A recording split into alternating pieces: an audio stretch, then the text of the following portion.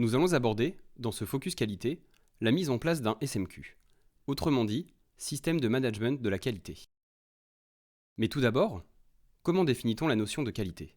La qualité, c'est la capacité à satisfaire les besoins des clients, que ces besoins soient exprimés ou implicites, à travers son organisation et ses prestations. William Edwards Deming était un expert en management mondialement reconnu. Il a beaucoup travaillé sur les liens entre management et qualité, en particulier au Japon. La roue de Deming, créée dans les années 50, représente la logique d'amélioration des systèmes de management qualité. Elle est également appelée PDCA et rythme la démarche de progrès d'une organisation en 4 temps. Plan, planifier les objectifs, les moyens. Do, mettre en œuvre le plan d'action, processus et activités pour réaliser les produits ou les services. Check, vérifier l'avancement du plan d'action, vérifier les résultats. Act, ajuster le plan d'action pour maintenir les résultats dans le temps ou les améliorer. La finalité de la démarche est l'amélioration de la qualité perçue par les parties prenantes et la diminution des dysfonctionnements internes. La démarche qualité permet d'optimiser le fonctionnement d'une organisation. Elle s'articule autour de 7 grands principes. Principe 1, l'orientation client. En effet, l'objectif de l'entreprise est de satisfaire les attentes de sa clientèle en lui fournissant des produits et services adaptés à ses exigences et parvenir à terme à la fidéliser. Principe 2, le leadership. C'est la direction générale qui est chargée de définir la stratégie à suivre, les objectifs à atteindre et les moyens pour y parvenir. Elle doit également créer les conditions favorisant l'amélioration. Principe 3, l'implication du personnel. Chaque salarié, quelle que soit la place qu'il occupe, indépendamment de son ancienneté ou de son niveau hiérarchique, contribue au projet qualité de l'entreprise. Principe 4, l'approche processus. L'approche processus est une méthode permettant à une entreprise de décrire ses activités.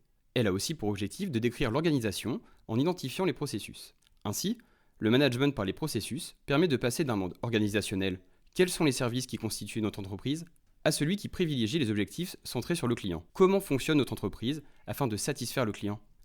Principe 5, l'amélioration continue. C'est ce que nous avons vu précédemment avec le PDCA ou roue de Deming. Principe 6, la prise de décision fondée sur les preuves.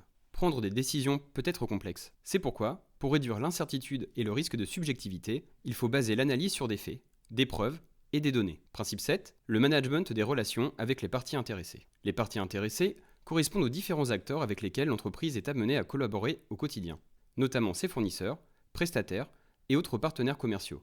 Elles ont une influence sur ses performances, c'est pourquoi il est important de gérer les relations avec chacune d'entre elles de manière à optimiser leur impact. La mise en place d'un SMQ permet une gestion de l'organisation par les processus. Cette démarche suit les étapes suivantes. La formation au management des processus, pour expliquer ce que change le management par les processus et quelles sont les méthodes et outils à mettre en œuvre. L'élaboration de la cartographie, pour avoir une vue d'ensemble du fonctionnement de l'organisation. L'identification des indicateurs de performance et les risques, pour définir les axes d'amélioration des processus. Le déploiement de la méthode d'amélioration, pour définir le plan d'action et la méthode à mettre en œuvre. Enfin, l'optimisation des processus, afin de le rendre plus efficace et efficient. Le M Normandie s'engage dans la formalisation et la mise en œuvre d'un SMQ. Sous l'impulsion de la direction générale, une direction qualité centrale a été créée. Elle s'appuie sur un réseau d'une 40aine de référents qualité, représentant les différentes directions et services. La cartographie des process et la formalisation d'un manuel qualité sont réalisées. La satisfaction des parties prenantes, au premier rang desquelles les étudiants, est mesurée. Des revues internes seront menées et permettront d'établir des bilans qualité à échéance régulière. Des audits externes seront menés dans le cadre de nos accréditations et certifications. Merci à tous d'avoir suivi ce Focus Qualité.